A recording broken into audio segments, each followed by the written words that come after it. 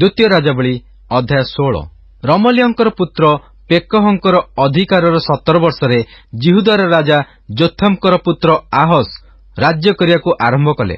ଆହସ ରାଜ୍ୟ କରିବାକୁ ଆରମ୍ଭ କରିବା ସମୟରେ 20 ବର୍ଷ ବୟସ୍କ ହୋଇଥିଲେ ଓ ସେ ଜେରୁସାଲେମରେ 16 ବର୍ଷ ରାଜ୍ୟ କଲେ। ପୁଣି ସେ ଆପଣା ପୂର୍ବପୁରୁଷ ଦାଉଦଙ୍କ ପରି ସଦାପ୍ରଭୁ ଆପଣା ପରମେଶ୍ୱରଙ୍କ ଦୃଷ୍ଟିରେ ଯଥାର୍ଥ କର୍ମ କଲେ ନାହିଁ। ମାତ୍ର ସେ ଇସ୍ରାଏଲର ରାଜାମାନଙ୍କ ପଥରେ ଚାଲିଲେ। ଆହୁରି ସଦାପ୍ରଭୁ ଇସ୍ରାଏଲ ସନ୍ତାନଗଣ ସମ୍ମୁଖରୁ ଯେଉଁ ଅନ୍ୟ ଦେଶୀୟମାନଙ୍କୁ ଦୂର କରିଦେଇଥିଲେ ସେମାନଙ୍କ ଘୃଣାଯୋଗ୍ୟ ବ୍ୟବହାର ଅନୁସାରେ ସେ ଆପଣା ପୁତ୍ରକୁ ଅଗ୍ନି ମଧ୍ୟ ଦେଇ ଗମନ କରାଇଲେ। ପୁଣି ସେ ଉଚ୍ଚସ୍ଥଳୀମାନରେ ଓ ପର୍ବତଗଣ ଉପରେ ଓ ପ୍ରତ୍ୟେକ ହରିତବର୍ଣ୍ଣ ବୃକ୍ଷ ତଳେ ବଳିଦାନ କଲେ ଓ ଧୂପ ଜଳାଇଲେ। ସେତେବେଳେ ଅରାମର ରାଜା ରତ୍ସିନ୍ ଓ ଇସ୍ରାଏଲର ରାଜା ରମଲ୍ୟଙ୍କର ପୁତ୍ର ପେକହ ଯୁଦ୍ଧ କରିବା ପାଇଁ ଜେରୁସାଲେମକୁ ଆସିଲେ। ପୁଣି ସେମାନେ ଆହସକୁ ଅବରୋଧ କଲେ, ମାତ୍ର ତାଙ୍କୁ ପରାସ୍ତ କରିପାରିଲେ ନାହିଁ। ସେ ସମୟରେ ଅରାମର ରାଜା ରତ୍ସିନ୍ ଏଲୋତ୍ ନଗରକୁ ପୁନର୍ବାର ଅରାମର ଅଧୀନ କରାଇ ଜିହୁଦୀୟମାନଙ୍କୁ ଏଲୋତ୍ରୁ ତଡ଼ିଦେଲା। ତହିଁରେ ଅରାମୀୟମାନେ ଏଲୋତ୍କୁ ଆସି ଅଦ୍ୟାପି ସେଠାରେ ବାସ କରୁଅଛନ୍ତି। ଏଥିରେ ଆହସ ଅସୁରର ରାଜା ତିଗ୍ଲତ୍ ପିଲେସର ନିକଟକୁ ଦୂତଗଣ ପଠାଇ କହିଲେ, ମୁଁ ତୁମ୍ଭର ଦାସ ଓ ତୁମ୍ଭର ପୁତ୍ର, ଆସ ଅରାମର ରାଜା ହସ୍ତରୁ ଓ ଇସ୍ରାଏଲର ରାଜା ହସ୍ତରୁ ମତେ ଉଦ୍ଧାର କର। ଏମାନେ ମୋ ପ୍ରତିକୂଳରେ ଉଠୁଅଛନ୍ତି। ପୁଣି ଆହସ ସଦାପ୍ରଭୁଙ୍କ ଗୃହରେ ଓ ରାଜଗୃହର ଭଣ୍ଡାରରେ ପ୍ରାପ୍ତ ସୁନା ଓ ରୂପା ନେଇ ଅସୁରର ରାଜା ନିକଟକୁ ଦର୍ଶନୀ ରୂପେ ପଠାଇଲେ। ତହିଁରେ ଅସୁରର ରାଜା ତାଙ୍କର କଥାରେ ମନୋଯୋଗ କଲା। ପୁଣି ଅସୁରର ରାଜା ଦମେଶକ ବିରୁଦ୍ଧରେ ଯାଇ ତାହା ହସ୍ତଗତ କରି ତହିଁର ଲୋକମାନଙ୍କୁ ବନ୍ଦୀ କରି କିର୍ ନଗରକୁ ନେଇଗଲା ଓ ରତ୍ସିନ୍କୁ ବଧ କଲା। ଏଥିଉତ୍ତାରେ ଆହସ ରାଜା ଅସୁରର ରାଜା ତିଗ୍ଲତ୍ ପିଲେସରକୁ ସାକ୍ଷାତ କରିବା ପାଇଁ ଦମେଶକକୁ ଗଲେ ଓ ଦମେଶକରେ ଥିବା ଯଜ୍ଞବେଦୀ ଦେଖିଲେ। ତହିଁରେ ଆହସ ରାଜା ସେହି ଯଜ୍ଞବେଦୀର ସକଳ ଶିଳ୍ପ କର୍ମାନୁସାରେ ତହିଁର ଆକୃତି ଓ ନମୁନା ଉରିୟ ଯାଜକ ନିକଟକୁ ପଠାଇଲେ।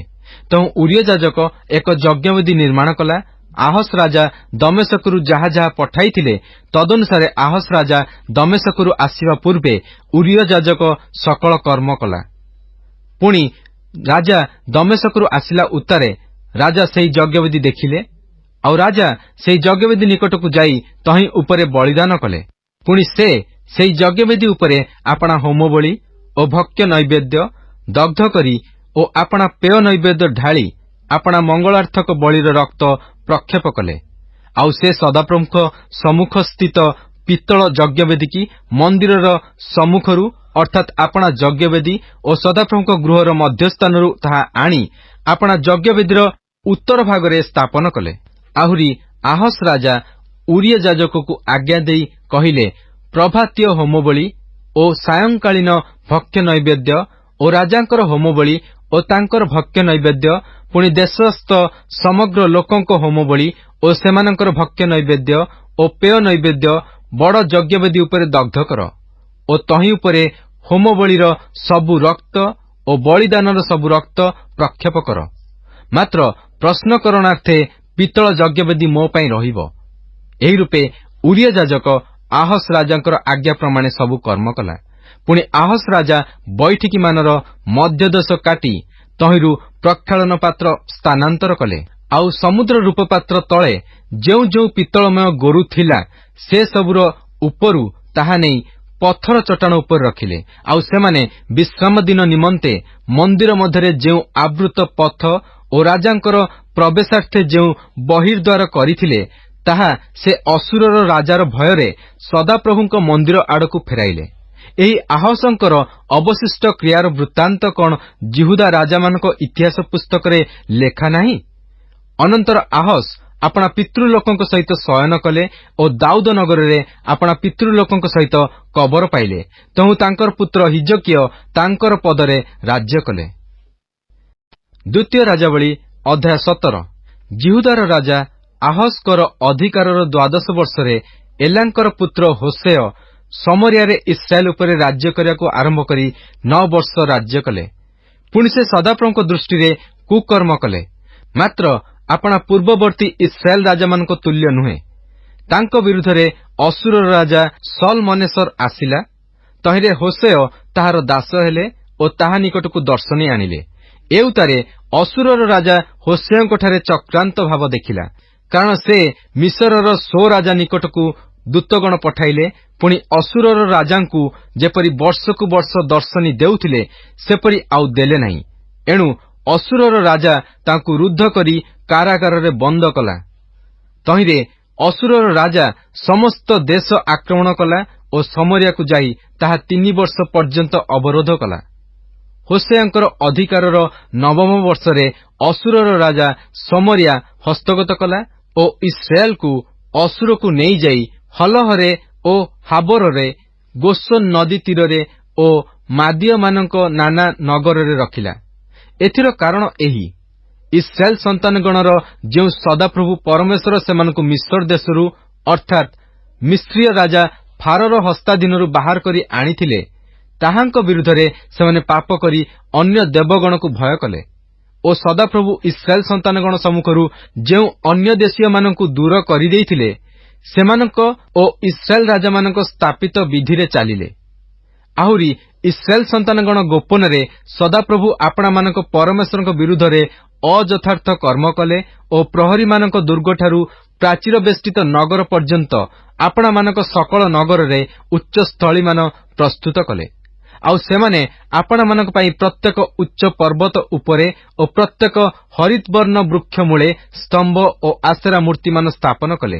ପୁଣି ସେଠାସ୍ଥିତ ସକଳ ଉଚ୍ଚସ୍ଥଳୀରେ ସଦାପ୍ରଭୁଙ୍କ ଦ୍ୱାରା ସେମାନଙ୍କ ସମ୍ମୁଖରୁ ଦୂରୀକୃତ ଅନ୍ୟ ଦେଶୀୟମାନଙ୍କ ତୁଲ୍ୟ ସେମାନେ ଧୂପ ଜଳାଇଲେ ଓ ସଦାପ୍ରଭୁଙ୍କୁ ବିରକ୍ତ କରିବା ପାଇଁ ଦୁଷ୍କର୍ମ କଲେ। ପୁଣି ତୁମେମାନେ ଏହି କର୍ମ କରିବ ନାହିଁ ବୋଲି ସଦାପ୍ରଭୁ ଯେଉଁ ଦେବତାମାନଙ୍କ ବିଷୟରେ ସେମାନଙ୍କୁ କହିଥିଲେ ସେହି ଦେବତାମାନଙ୍କୁ ସେମାନେ ସେବା କଲେ।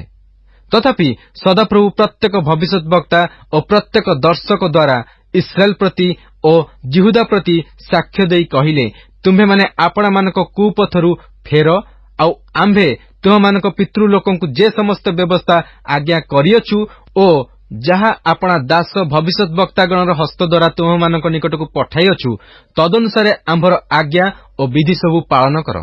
ତଥାପି ସେମାନେ ଶୁଣିବାକୁ ସମ୍ମତ ହେଲେ ନାହିଁ। ମାତ୍ର ସେମାନଙ୍କର ଯେଉଁ ପିତୃଲୋକମାନେ ସଦାପ୍ରଭୁ ଆପଣାମାନଙ୍କ ପରମେଶ୍ୱରଙ୍କଠାରେ ବିଶ୍ୱାସ କଲେ ନାହିଁ ସେମାନଙ୍କ ଗ୍ରୀବା ତୁଲ୍ୟ ଆପଣାମାନଙ୍କ ଗ୍ରୀବା ଶକ୍ତ କଲେ। ପୁଣି ସେମାନେ ତାହାଙ୍କର ବିଧି ଓ ସେମାନଙ୍କ ପିତୃଗଣ ସହିତ କୃତ ତାହାଙ୍କର ନିୟମ ଓ ସେମାନଙ୍କ ପ୍ରତି ଦତ୍ତ ତାହାଙ୍କର ସାକ୍ଷ୍ୟ ସବୁ ଅଗ୍ରାହ୍ୟ କଲେ। ଆଉ ସେମାନେ ଅସାରତାର ଅନୁଗାମୀ ହୋଇ ଅସାର ହେଲେ ଓ ସଦାପ୍ରଭୁ ଯେଉଁମାନଙ୍କ ତୁଲ୍ୟ କର୍ମ ନ କରିବାକୁ ସେମାନଙ୍କୁ ଆଜ୍ଞା ଦେଇଥିଲେ ଆପଣାମାନଙ୍କ ଚତୁର୍ଦିଗସ୍ଥ ସେହି ଅନ୍ୟ ଦେଶୀୟମାନଙ୍କର ପଶ୍ଚାଦଗାମୀ ହେଲେ। ପୁଣି ସେମାନେ ସଦାପ୍ରଭୁ ଆପଣାମାନଙ୍କ ପରମେଶ୍ୱରଙ୍କର ସକଳ ଆଜ୍ଞା ତ୍ୟାଗ କଲେ ଓ ଆପଣାମାନଙ୍କ ନିମନ୍ତେ ଛାଞ୍ଚରେ ଢଳା ପ୍ରତିମା ଅର୍ଥାତ୍ 2 ଗୋବତ୍ସ ଓ ଆସେରା ମୂର୍ତ୍ତି ନିର୍ମାଣ କଲେ, ଆଉ ଆକାଶୀୟ ବାହିନୀ ସକଳକୁ ପ୍ରଣାମ କଲେ ଓ ବାଲର ସେବା କଲେ। ପୁଣି ସେମାନେ ଆପଣାମାନଙ୍କ ପୁତ୍ର କନ୍ୟାଗଣକୁ ଅଗ୍ନି ମଧ୍ୟ ଦେଇ ଗମନ କରାଇଲେ। ପୁଣି ମନ୍ତ୍ର ଓ ଗଣକତା ବ୍ୟବହାର କଲେ, ଆଉ ସଦାପ୍ରଭୁଙ୍କୁ ବିରକ୍ତ କରିବା ପାଇଁ ତାହାଙ୍କ ଦୃଷ୍ଟିରେ କୁକର୍ମ କରିବାକୁ ଆପଣାମାନଙ୍କୁ ବିକ୍ରୟ କଲେ। ଏହେତୁ ସଦାପ୍ରଭୁ ଇସ୍ରାଏଲ ଉପରେ ଅତିଶୟ କ୍ରୁଦ୍ଧ ହେଲେ ଓ ସେମାନଙ୍କୁ ଆପଣା ଦୃଷ୍ଟିରୁ ଦୂର କଲେ। କେବଳ ଜିହୁଦା ଗୋଷ୍ଠୀ ଛଡ଼ା ଆଉ କେହି ଅବଶିଷ୍ଟ ରହିଲା ନାହିଁ। ଜିହୁଦା ମଧ୍ୟ ସଦାପ୍ରଭୁ ଆପଣାମାନଙ୍କ ପରମେଶ୍ୱରଙ୍କ ଆଜ୍ଞା ସବୁ ପ୍ରତିପାଳନ କଲେ ନାହିଁ, ମାତ୍ର ଇସ୍ରାଏଲର କୃତ ବିଧିରେ ଚାଲିଲେ। ଏଣୁ ସଦାପ୍ରଭୁ ସମୁଦାୟ ଇସ୍ରାଏଲ ବଂଶକୁ ଅଗ୍ରାହ୍ୟ କଲେ ଓ ସେମାନଙ୍କୁ କ୍ଲେଶ ଦେଲେ ଓ ଆପଣା ଦୃଷ୍ଟିରୁ ସେମାନଙ୍କୁ ଦୂର ନ କରିବା ପର୍ଯ୍ୟନ୍ତ ଲୁଟକାରୀମାନଙ୍କ ହସ୍ତରେ ସମର୍ପଣ କଲେ, କାରଣ ସେ ଦାଉଦ ବଂଶରୁ ଇସ୍ରାଏଲକୁ ଛିନ୍ନ କଲେ। ଆଉ ସେମାନେ ନବାଟର ପୁତ୍ର ଜାରବିଆମକୁ ରାଜା କଲେ ଓ ଜାରବିଆମ ଇସ୍ରାଏଲକୁ ସଦାପ୍ରଭୁଙ୍କ ଅନୁଗମନରୁ ତଡ଼ିଦେଇ ସେମାନଙ୍କୁ ଏକ ମହାପାପ କରାଇଲେ। ପୁଣି ଇସ୍ରାଏଲ ସନ୍ତାନଗଣ ଜାରବିଆମଙ୍କ କୃତ ସମସ୍ତ ପାପରେ ଚାଲିଲେ, ସେମାନେ ତହିଁରୁ ବିମୁଖ ହେଲେ ନାହିଁ। ଶେଷରେ ସଦାପ୍ରଭୁ ଆପଣାର ସମସ୍ତ ସେବକ ଭବିଷ୍ୟତ ବକ୍ତାଙ୍କ ହସ୍ତରେ ଯେପରି କହିଥିଲେ ତଦନୁସାରେ ସେ ଆପଣା ଦୃଷ୍ଟିରୁ ଇସ୍ରାଏଲକୁ ଦୂର କଲେ। ତେଣୁ ଇସ୍ରାଏଲ ଆପଣାମାନଙ୍କ ଦେଶରୁ ଅସୁରକୁ ନିଆଗଲେ ଓ ଆଜିଯାଏ ସେଠାରେ ଅଛନ୍ତି। ଅନନ୍ତର ଅସୁରର ରାଜା ବାବିଲ ଓ କୁଥା ଓ ଅଦା ଓ ହମାତ ଓ ସଫରବଇମଠାରୁ ଲୋକ ଆଣି ଇସ୍ରାଏଲ ସନ୍ତାନଗଣ ବଦଳେ ସମରିୟାର ନାନା ନଗରରେ ସେମାନଙ୍କୁ ସ୍ଥାପନ କଲା। ତେଣୁ ସେମାନେ ସମରିୟା ଅଧିକାର କରି ତହିଁର ନାନା ନଗରରେ ବାସ କଲେ। ସେଠାରେ ସେମାନେ ଆପଣମାନଙ୍କ ବସତିର ଆରମ୍ଭରେ ସଦାପ୍ରଭୁଙ୍କୁ ଭୟ କଲେ ନାହିଁ। ଏହେତୁ ସଦାପ୍ରଭୁ ସେମାନଙ୍କ ମଧ୍ୟକୁ ସିଂହଗଣ ପଠାଇଲେ ଓ ସିଂହମାନେ ଲୋକମାନଙ୍କ ମଧ୍ୟରୁ କେତେକଙ୍କୁ ବଧ କଲେ। ଏ ସକାଶୁ ସେମାନେ ଅସୁରର ରାଜାକୁ କହିଲେ, ଆପଣ ଯେଉଁ ଗୋଷ୍ଠୀମାନଙ୍କୁ ନେଇ ସମରିୟାର ନଗରମାନରେ ସ୍ଥାପନ କରିଅଛନ୍ତି, ସେମାନେ ଏ ଦେଶୀୟ ଦେବତାର ରୀତି ଜାଣନ୍ତି ନାହିଁ। ଏଥିପାଇଁ ସେ ସେମାନଙ୍କ ମଧ୍ୟକୁ ସିଂହଗଣ ପଠାଇଅଛନ୍ତି। ଆଉ ଦେଖନ୍ତୁ, ସେମାନେ ଲୋକମାନଙ୍କୁ ବଧ କରୁଅଛନ୍ତି, କାରଣ ଲୋକମାନେ ଏ ଦେଶୀୟ ଦେବତାର ରୀତି ଜାଣନ୍ତି ନାହିଁ। ଏଥିରେ ଅସୁରର ରାଜା ଆଜ୍ଞା ଦେଇ କହିଲା, ତୁମ୍ଭେମାନେ ସେଠାରୁ ଯେଉଁ ଯାଜକମାନଙ୍କୁ ଆଣିଅଛ, ସେମାନଙ୍କ ମଧ୍ୟରୁ ଜଣକୁ ସେଠାକୁ ନେଇଯାଅ। ସେମାନେ ସେଠାକୁ ଯାଇ ବାସ କରନ୍ତୁ ଓ ସେ ଦେଶୀୟ ଦେବତାର ରୀତି ଲୋକମାନଙ୍କୁ ଶିଖାଉ। ତହିଁରେ ସେମାନେ ଯେଉଁ ଯାଜକମାନଙ୍କୁ ସମରିୟାରୁ ନେଇଯାଇଥିଲେ, ସେମାନଙ୍କ ମଧ୍ୟରୁ ଜଣେ ଆସି ବୈଥେଲରେ ବାସ କଲା ଓ କି ପ୍ରକାରେ ସଦାପ୍ରଭୁଙ୍କୁ ଭୟ କରିବା କର୍ତ୍ତବ୍ୟ ତାହା ସେମାନଙ୍କୁ ଶିଖାଇଲା। ତଥାପି ପ୍ରତ୍ୟେକ ଗୋଷ୍ଠୀ ଆପଣା ଆପଣାର ଦେବତା ନିର୍ମାଣ କଲେ ଓ ସମରିୟା ଲୋକମାନେ ଉଚ୍ଚସ୍ଥଳୀମାନରେ ଯେ ସବୁ ଗୃହ ନିର୍ମାଣ କରିଥିଲେ, ତହିଁ ମଧ୍ୟରେ ପ୍ରତ୍ୟେକ ଗୋଷ୍ଠୀ ଆପଣା ଆପଣା ନିବାସ ନଗରରେ ଆପଣା ଆପଣାର ଦେବତା ସ୍ଥାପନ କଲେ। ପୁଣି ବାବିଲୀୟ ଲୋକମାନେ ସୁକ୍କୋତ ବନୋତ ନିର୍ମାଣ କଲେ ଓ କୁଥୀୟ ଲୋକମାନେ ନେର୍ଗଲ ନିର୍ମାଣ କଲେ ଓ ହମାତୀୟ ଲୋକମାନେ ଅସୀମା ନିର୍ମାଣ କଲେ ଓ ଅବୀୟ ଲୋକମାନେ ନିଭସ ଓ ତର୍ତ୍ତକ ନିର୍ମାଣ କଲେ ଓ ସର୍ଫବୀୟ ଲୋକମାନେ ସର୍ଫବଇମର ଅଦ୍ରମେଲକ ଓ ଅନମେଲକ ଦେବତାମାନଙ୍କ ଉଦ୍ଦେଶ୍ୟରେ ଆପଣମାନଙ୍କ ସନ୍ତାନମାନଙ୍କୁ ଅଗ୍ନିରେ ଦଗ୍ଧ କଲେ। ଏହି ରୂପେ ସେମାନେ ସଦାପ୍ରଭୁଙ୍କୁ ଭୟ କଲେ ଏବଂ ଆପଣମାନଙ୍କ ନିମନ୍ତେ ଆପଣମାନଙ୍କ ମଧ୍ୟରୁ ଉଚ୍ଚସ୍ଥଳୀ ସବୁର ଯାଜକମାନଙ୍କୁ ନିଯୁକ୍ତ କଲେ। ସେମାନେ ସେମାନଙ୍କ ନିମନ୍ତେ ଉଚ୍ଚସ୍ଥଳୀର ଗୃହ ସବୁରେ ବଳିଦାନ କଲେ। ସେମାନେ ସଦାପ୍ରଭୁଙ୍କୁ ଭୟ କଲେ। ପୁଣି ଯେଉଁ ଗୋଷ୍ଠୀମାନଙ୍କ ମଧ୍ୟରୁ ସେମାନେ ନୀତ ହୋଇଥିଲେ, ସେମାନଙ୍କ ରୀତି ଅନୁସାରେ ଆପଣା ଆପଣା ଦେବତାମାନଙ୍କର ସେବା କଲେ। ସେମାନେ ଆଜି ପର୍ଯ୍ୟନ୍ତ ପୂର୍ବ ରୀତି ଅନୁସାରେ କରୁଅଛନ୍ତି। ସେମାନେ ସଦାପ୍ରଭୁଙ୍କୁ ଭୟ କରୁନାହାନ୍ତି। କେବଳ ସଦାପ୍ରଭୁ ଯେଉଁ ଯାକୁବଙ୍କୁ ଇସ୍ରାଏଲ ନାମ ଦେଇଥିଲେ, ତାଙ୍କ ସନ୍ତାନଗଣ ସେମାନଙ୍କର ବିଧି ଅନୁସାରେ ଓ ସେମାନଙ୍କ ଶାସନାନୁସାରେ ଓ ସେମାନଙ୍କୁ ଦତ୍ତ ତାହାଙ୍କର ବ୍ୟବସ୍ଥା ଓ ଆଜ୍ଞାନୁସାରେ କରୁନାହାନ୍ତି। ସେହି ଯାକୁବ ସନ୍ତାନଗଣ ସଙ୍ଗେ ସଦାପ୍ରଭୁ ଏକ ନିୟମ କରି ସେମାନଙ୍କୁ ଆଜ୍ଞା ଦେଇ କହିଥିଲେ, ତୁମ୍ଭେମାନେ ଅନ୍ୟ ଦେବଗଣଙ୍କୁ ଭୟ କରିବ ନାହିଁ କି ସେମାନଙ୍କୁ ପ୍ରଣାମ କରିବ ନାହିଁ, କେବଳ ସେମାନଙ୍କର ସେବା କରି ସେମାନଙ୍କ ନିକଟରେ ବଳିଦାନ କରିବ ନାହିଁ। ମାତ୍ର ଯେ ମହାପରାକ୍ରମ ଓ ବିସ୍ତୀର୍ଣ୍ଣ ବାହୁ ଦ୍ୱାରା ତୁମମାନଙ୍କୁ ମିଶ୍ର ଦେଶରୁ ବାହାର କରି ଆଣିଅଛନ୍ତି, ସେହି ସଦାପ୍ରଭୁଙ୍କୁ ତୁମେମାନେ ଭୟ କରିବ ଓ ତାହାଙ୍କୁ ପ୍ରଣାମ କରିବ ଓ ତାହାଙ୍କ ନିକଟରେ ବଳିଦାନ କରିବ। ପୁଣି ସେ ତୁମମାନଙ୍କ ପାଇଁ ଯେ ବିଧି ଓ ଶାସନ ଓ ବ୍ୟବସ୍ଥା ଓ ଆଜ୍ଞା ଲେଖିଅଛନ୍ତି, ତୁମେମାନେ ସଦାକାଳ ତାହା ପାଳନ କରିବାକୁ ମନୋଯୋଗ କରିବ। ଆଉ ତୁମେମାନେ ଅନ୍ୟ ଦେବଗଣଙ୍କୁ ଭୟ କରିବ ନାହିଁ। ପୁଣି ଆମ୍ଭେ ତୁମମାନଙ୍କ ସଙ୍ଗେ ଯେଉଁ ନିୟମ କରିଅଛୁ, ତାହା ପାସରିବ ନାହିଁ। କିମ୍ବା ଅନ୍ୟ ଦେବଗଣକୁ ତୁମେମାନେ ଭୟ କରିବ ନାହିଁ। ମାତ୍ର ସଦାପ୍ରଭୁ ତୁମମାନଙ୍କ ପରମେଶ୍ୱରଙ୍କୁ ତୁମେମାନେ ଭୟ କରିବ, ଆଉ ସେ ତୁମମାନଙ୍କର ସମସ୍ତ ଶତ୍ରୁଠାରୁ ତୁମମାନଙ୍କୁ ଉଦ୍ଧାର କରିବେ। ତଥାପି ସେମାନେ ତାହା ଶୁଣିଲେ ନାହିଁ ଓ ଆପଣାମାନଙ୍କ ପୂର୍ବ ରୀତି ଅନୁସାରେ କର୍ମ କଲେ। ଏହି ରୂପେ ଉକ୍ତ ଗୋଷ୍ଠୀମାନେ ସଦାପ୍ରଭୁଙ୍କୁ ଭୟ କଲେ ଓ ଆପଣାମାନଙ୍କ ଖୋଦିତ ପ୍ରତିଭାଗଣର ସେବା କଲେ। ସେମାନଙ୍କର ସନ୍ତାନଗଣ ଓ ସେମାନଙ୍କ ସନ୍ତାନଗଣର ସନ୍ତାନଗଣ ମଧ୍ୟ ଆପଣମାନଙ୍କ ପୂର୍ବପୁରୁଷମାନଙ୍କ ତୁଲ୍ୟ ଆଜି ପର୍ଯ୍ୟନ୍ତ କରୁଅଛନ୍ତି। ଦ୍ୱିତୀୟ ରାଜାବଳୀ ଅଧ୍ୟାୟ 18। ଇସ୍ରାଏଲର ରାଜା ଏଲାଙ୍କ ପୁତ୍ର ହୋସେୟଙ୍କର ଅଧିକାରର ତୃତୀୟ ବର୍ଷରେ ଜିହୁଦାର ରାଜା ଆହସଙ୍କର ପୁତ୍ର ହିଜକିୟ ରାଜ୍ୟ କରିବାକୁ ଆରମ୍ଭ କଲେ। ସେ ରାଜ୍ୟ କରିବାକୁ ଆରମ୍ଭ କରିବା ସମୟରେ 25 ବର୍ଷ ବୟସ୍କ ଥିଲେ। ଆଉ ସେ ଜେରୁସାଲେମରେ 29 ବର୍ଷ ରାଜ୍ୟ କଲେ। ତାଙ୍କର ମାତାଙ୍କର ନାମ ଅବି। ସେ ଜିଖରିୟଙ୍କର କନ୍ୟା ଥିଲେ।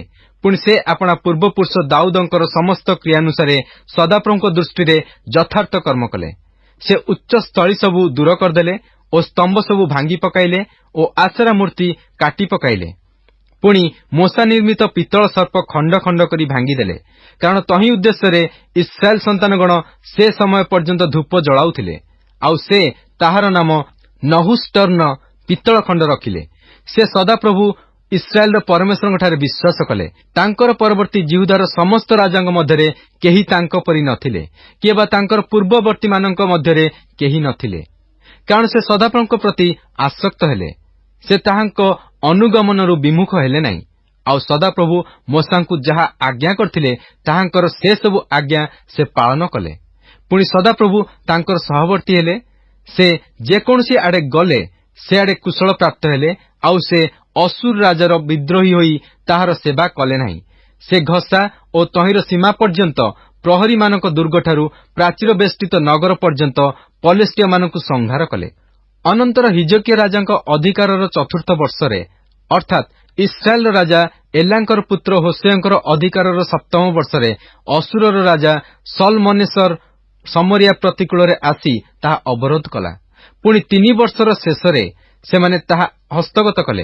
हिजकियंकर अधिकारर षष्ठ वर्षरे अर्थात इस्राएल राजा होसेयंकर अधिकारर नवम वर्षरे समरिया हस्तगत करागला।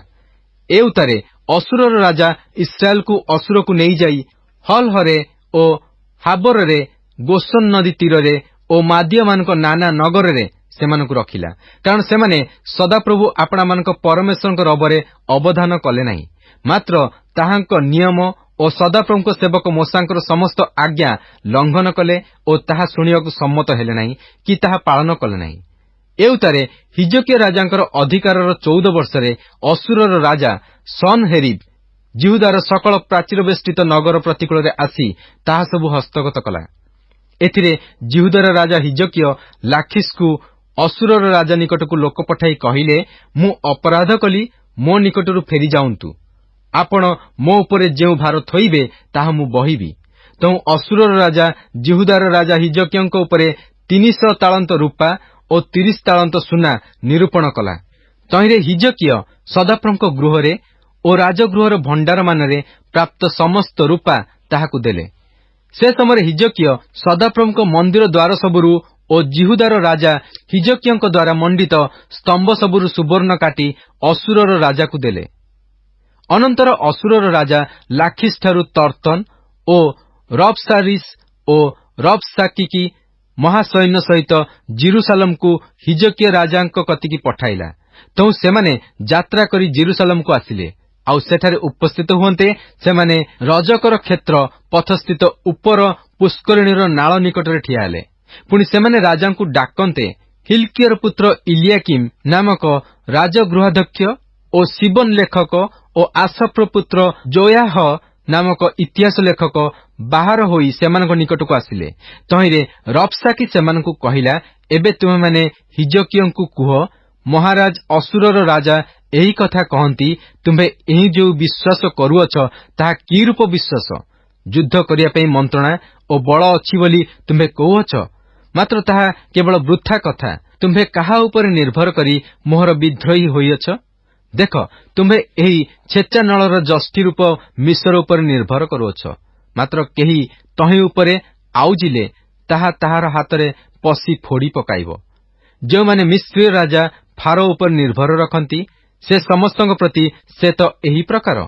मात्र जेबे तुमे माने मते कुह, आम माने सदाप्रभु आपणा मानक परमेश्वरଙ୍କ उपरे निर्भर रखुअछु, तेबे हिजकिया जहांक उच्चस्थली ओ यज्ञवेदी सबु दूर करदेई अछि आउ जिहुदाकु ओ जेरुसालेमकु कहिअछि, तुमे माने जेरुसालेम रे एही यज्ञवेदी सम्मुखरे प्रणाम करिवो, से कि सेही नुहंती? एबे मु विनय करूछि, मो प्रभु असुरर राजांक संगे पण कर, मु तुमकु 2000 अश्व देबी। जेबे तुमे पार सेमानक ऊपर चढ़िया पई तुम्बा आडू लोक आण, तेबे की रूपे तुम्भे मो प्रभुंक दास मानक मध्यरु एक क्षुद्रतम सेनापति को फेराई देई पारिबो? की रूपे तुम्भे रथ ओ अश्वारोही निमंते मिश्र ऊपर विश्वास करूअछ? मु कोन सदाप्रभुंक बिना एही स्थान ध्वंस करियाको आसीअछि? सदाप्रभु मते कहिले, एही देश विरुद्धरे जाई ताहा ध्वंस कर।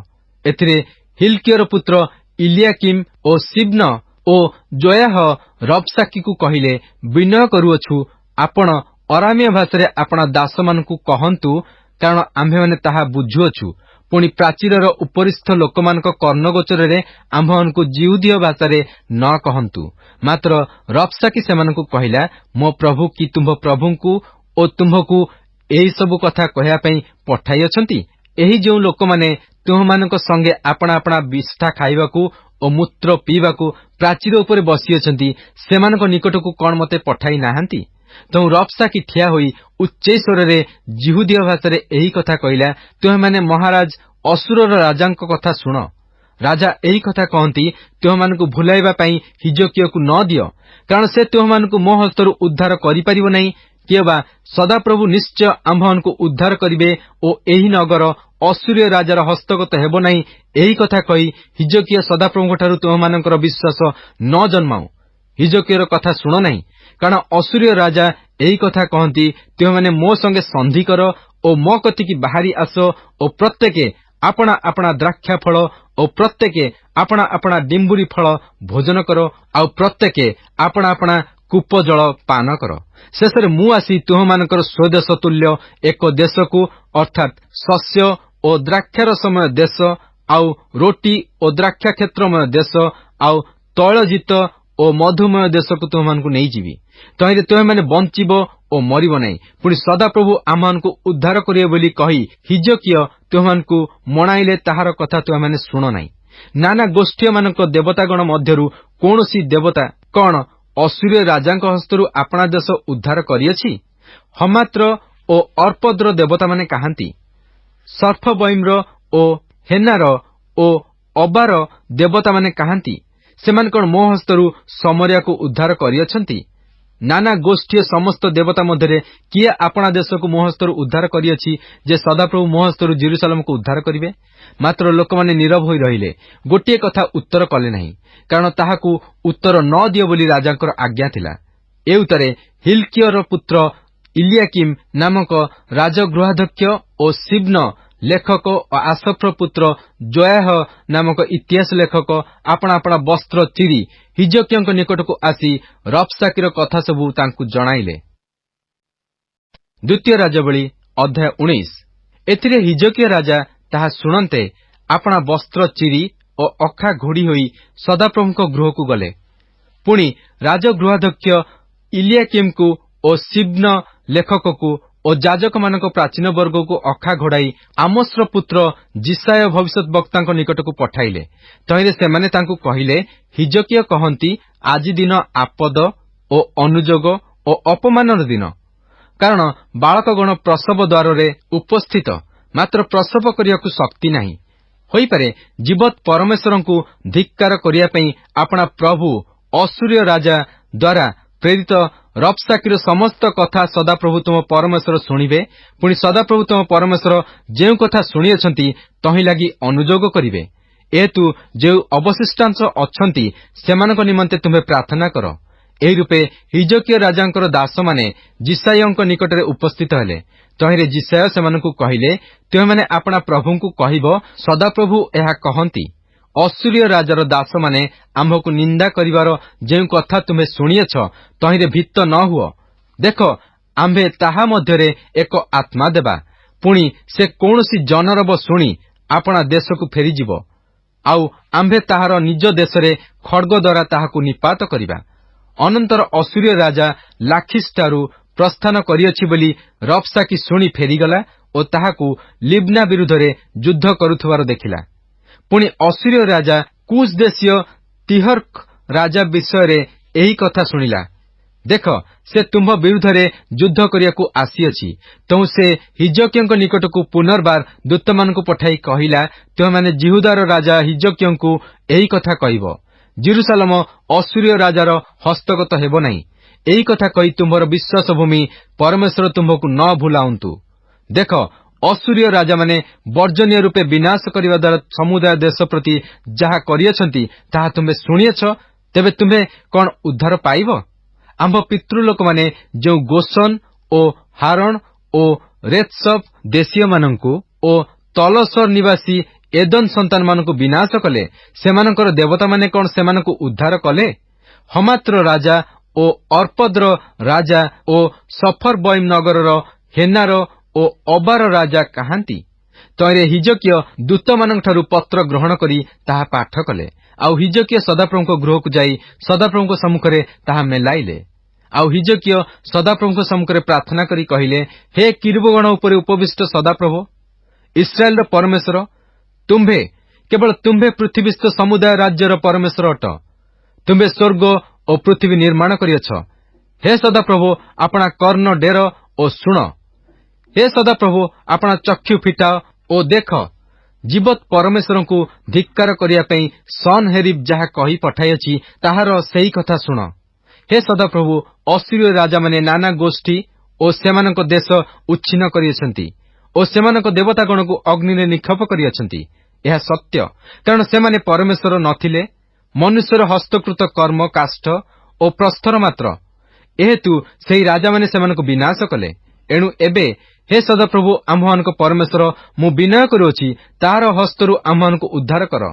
तहिरे तुम्भे, केवल तुम्भे जे सदाप्रभु परमेश्वर अट, यह पृथ्वीस्थ समुदाय राज्य जानिबे। एउतारे आमोसर पुत्र जिसाय हिजकियଙ୍କ निकटକୁ कही पठाइले, सदाप्रभु इस्राएल परमेश्वर एही कथा कहन्ति, तुम्भे असुरर राजा सनहेरिब विरुद्धरे आम्भ निकटरे जेउ प्रार्थना करिअछ ताहा आम्भे शुणिलु। सदाप्रभु ताहा विषय एही कथा कहिअछन्ति, सियोनर अनुड़ा कन्या तुम्भको तुच्छ करिअछि और तुम्भको परिहास करिअछि। जेरुसालेमर कन्या तुम्भ आडे मुंड हलाइअछि। तुम्भे काहाकु धिक्कार और निंदा करिअछ और तुम्भे काहा विरुद्धरे आपणा रब उच्च करिअछ और आपणा चक्षु ऊर्ध्वको उठाइअछ। इस्राएल धर्मस्वरूपଙ୍କ विरुद्धरे तुम्भे आपणा दूतमानଙ୍କ द्वारा प्रभुଙ୍କୁ धिक्कार करिअछ और कहिअछ, आम्भे आपणा बहुसंख्यक रथरे पर्वत गणर ऊर्ध्वको लिबानन अभ्यंतरकू आसीअछु। आउ आम्भे तहिर उच्च एरस वृक्ष और तहिर उत्कृष्ट देवदारू वृक्ष सब काटी पकाइबा। पुणी आम्भे ताहार दूरवर्ती बासस्थान रे और ताहार फलपूर्ण क्षेत्र रूप अरण्य रे प्रवेश करिबा। आम्भे खोली अज्ञात जल पान करिअछु। आउ आम्भे आपणा पदतଳରେ मिश्रर सबु नदी शुष्क करिबा। किपरि आम्भे दीर्घ कालरू यह निरूपण करिअछु और पूर्व कालरू यह स्थिर करिअछु, यह कौन तुम्भे शुणी नाह? तुम्भे जे प्राचीर बेष्टित नगर मान विनाश करी से सबकू ढिपी करिब, यह एबे आम्भे सफल करिअछु। एहेतु तनिवासीगण अल्प शक्ति विशिष्ट हेले, सेमाने हताश और उद्विग्न हेले। सेमाने क्षेत्रर शाक और नवीन तृण, गृह छात उपरिस्थ घास और अपक्व अवस्था शुष्क शस्य तुल्य हेले। मात्र तुम्भर बसिबार और बाहर को जीवार और भीतर को आसीबार और आम्भ विरुद्धरे तुम्भर क्रोध करिबार आम्भे जाणु। तुम्भे आम्भ विरुद्धरे क्रोध करिअछ और तुम्भर दर्प कथा आम्भ कर्णरे उपस्थित होइअछि। एतु आम्भे तुम नासिकारे आपणा अंकुश और तुम्भ ओष्ठाधरे आपणा लगाम देवा। पुणी तुम्भे जो बाटरे आसिल सेही बाटरे आम्भे तुमको फेराई देबा। एणु हे हिजकिय, तुम प्रति एही चिन्ह हेब, तुमे माने एही वर्ष स्वयं उत्पन्न शस्य और द्वितीय वर्ष तहिरु अंकुरित शस्य भोजन करिब। पुणी तृतीय वर्ष तुमे माने बुण और काट और द्राक्षा क्षेत्र करी तहिर फल भोजन कर। पुणी जिहुदा वंशर रक्षा प्राप्त अवशिष्ट लोक माने पुनर्बार तळकू चेर माडिबे और उपरे फल फलिबे। कारण जेरुसालेमरु एक अवशिष्टांश लोक और सियोन पर्वतरु रक्षा प्राप्त लोक माने बाहरिबे। सदाप्रभुଙ୍କ उद्योग यह सिद्ध करिब। एहेतु सदाप्रभु असीरिय राजा विषय एही कथा कहन्ति, से एही नगर को आसीब नाही, अबा सेठारे तीर मारिब नाही, किएबा तही सम्मुख को ढाल धरी आसीब नाही, अथवा तही विरुद्धरे बंध बांधिब नाही। सदाप्रभु कहन्ति, से जेउ बाटरे आसिला सेही बाटरे फेरीजिब और से एही नगर को आसीब नाही, कारण आम्भे आपणा सकाशु और आम्भ दास दाऊद सकाशु एही नगर को रक्षा करियाकू सपक्ष हेबा। अनंतर सेही रात्रि सदाप्रभुଙ୍କ दूत बाहरी असीरिया मानक छाउणी रे 1,85,000 लोक संहार कले। पुणी लोक माने अति प्रभातरे उठन्ते, देख से समस्ते मृत शब होइअछन्ति। तहिरे असुरर राजा सनहेरिब प्रस्थान कला और फेरी जाई निनिबीरे वास कला। एथिउतारे से आपणर निष्कक नामक देवतार गृहरे पूजा करिया बेले ताहार दुई पुत्र अद्रमेलक और सरेत्सर ताहाकू खड्गरे बध कले। तहु सेमाने आरारट देशकू पलायन कले। पुणी ताहार पुत्र एसर हदोन ताहार पदरे राज्य कला। Good morning and praise the Lord. आज बाइबल पठन दिन संख्या 97 सोमवार। आज आंभे माने द्वितीय राजावली 15 पर्व ठारू 18 पर्व पर्यंत पाठ करियछु। आसंतु आजिर पठित शास्त्रांशर सारांश को चिंता करिबा। माछ छबिर शरीर अंश समाप्त हैला एवं पतन संबंधी कहानी जहा लांज अंश अटे ताहा आरंभ हैला। उत्तर इस्राएल जेहू वंशीय विद्रोहर इतिहास को पुनरावृत्ति कला और परिशेष राजा होशेयଙ୍କ राजत्व काल रे अर्थात 721 बीसी अबा 722 बीसी रे असुर द्वारा विनष्ट हैला। संयुक्त मेसोपोटामिया राज्य असुर सही शत्रु जे उत्तर इस्राएल को विनष्ट कला और दक्षिण जिहुदा को मध्य क्लेश देउथिला। प्रचुरता और उर्वर भूमि रे गढ़ी उठिथिबा एही संस्कृति तथा देश बाल और आशेरा उपरे विश्वास करी परमेश्वर को राजा भाव में अस्वीकार करुथुबा कैन सभ्यता तथा वंशर उत्तराधिकारी बा प्रतिनिधित्व करुथुबा गोटे महाशक्तिशाली साम्राज्य थिला। जय करिथिबा देश बा जाति गुडी को मिश्रण करिबा हेउछि असुरर गोटे जातीय नीति। आउ एही नीति जोगु उत्तर इस्राएल माने विजातीय मानक सहित मिश्रण हेले एवं एही मिश्रण रु जात लोक माने समीरणीय बोली परिचित हेबाकु लागिले। एही मिश्रित बा समीरणीय लोक माने उभय सदाप्रभुंको ओ मध्य विजातीय देवता गुड़िकर सेवा करुथिले। उत्तर इस्राएल रो जेतेबेले पतन हैला राजा बलिर लेखक दक्षिण जिहुदा आड़कु मुहाइले। एही समय रे हिजकिय जिहुदार राजा थिले। असुर जी उत्तर इस्राएल को विनष्ट करिथिला और जिहुदा को क्लेश देउथिला और शुल्क मध्य दाबी करुथिला से सदाप्रभुंकु और हिजकियंकु अपमान और तुच्छ कला। लांगुल अंशर दुखद कहानीटी दुई महाशक्तिर युद्ध मध्य पड़िथिबा अर्थात तिमी माछर लड़ाई रे चिंगुड़ी माछर पिठी फाटिबा सदृश थिला। आउ एठारे ईश्वरक राज्य जगतर राज्य द्वारा पराजित हेबा परी परिलक्षित हुए। यह थिला आजिर पठित शास्त्रांशर सारांश। ख्रीष्टଙ୍କ ठारे एकत्र आहा यह कि आशीर्वादर विषय अटे। प्रभु आम प्रत्येकଙ୍କୁ आशीर्वाद करंतु।